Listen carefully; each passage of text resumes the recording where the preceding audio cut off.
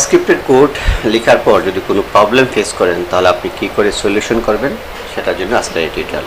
এই হচ্ছে আপনার কোড কন্ট্রোল ইউ দিয়ে দেখা যায় আপনি কী কী কোড লিখছেন। হ্যাঁ, আমি যদি ইন্সপেক্ট করি তাহলে আমাকে বলবে কী কী প্রবলেম। 1 নম্বর প্রবলেম হচ্ছে এটা, বলছে আনকোড ইরর, আনকোড টাইপ ইরর। এর বাংলা হচ্ছে ভুল, মানে এটা এই আর এইটা হচ্ছে ভুলটা কোথায়। Can not set properties, say properties set করতে পারছে না কেন, নালের কারণে। Setting HTML, inner HTML। আচ্ছা, প্রবলেমটা কোথায়, কত নম্বর লাইন, কত নম্বর কলামে এটা দেখাচ্ছে। আমি যদি এখানে ক্লিক করি তাহলে আমাকে দেখাবে যে এখানে প্রবলেমটা হচ্ছে। আচ্ছা, প্রবলেমটা হচ্ছে 44 নম্বর লাইনে, এখন দেখাচ্ছে 45, কিন্তু প্রবলেমটা হচ্ছে 44। কিভাবে আসেন দেখি। 44 নম্বর লাইনে কি লেখা আছে? 44 নম্বর লাইনে লেখা আছে এই যে আমরা গেট এলিমেন্ট বাই আইডি ধরছি, এটা তো আইডি, কিন্তু এই নামে কি কোনো আইডি আছে? আমি কন্ট্রোল F দিয়ে সার্চ দিলাম, কোনো আইডি নাই। এই যে এখানে কোনো আইডি আমাদের নাই। চাইলে আমরা এখানেও লিখতে পারি, সেভ দিলাম। হ্যাঁ, তাহলে আমাদের আইডিটা হয়ে গেল। আমরা যদি এখানে সে রিফ্রেশ দেই তাহলে কি হবে, প্রবলেমটা এখনও রয়ে গেছে। আচ্ছা,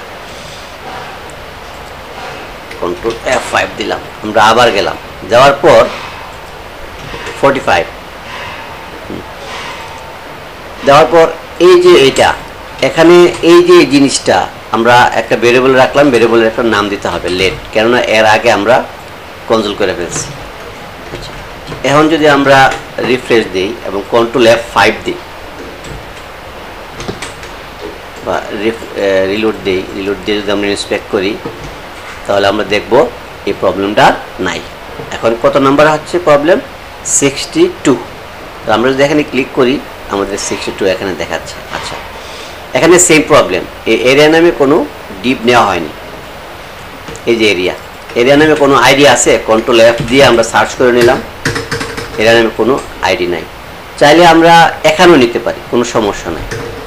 হ্যাশ এরিয়া, এখন টেপ দিলে হবে না, তাহলে এই একটা এক লাস্ট লেটারটা ডিলিট করে আবার লিখবেন, দেওয়ার পর ট্যাপ দিলে এটা হয়ে যাবে। এখন যদি আমরা এখানে লিখি তাহলে দেখবেন আমাদের এখানে। আচ্ছা, এই প্রবলেমটা দেখাচ্ছি, এটা প্রবলেম না, এটা কীভাবে সলিউশন করতে হয় আমি দেখাই দিচ্ছি।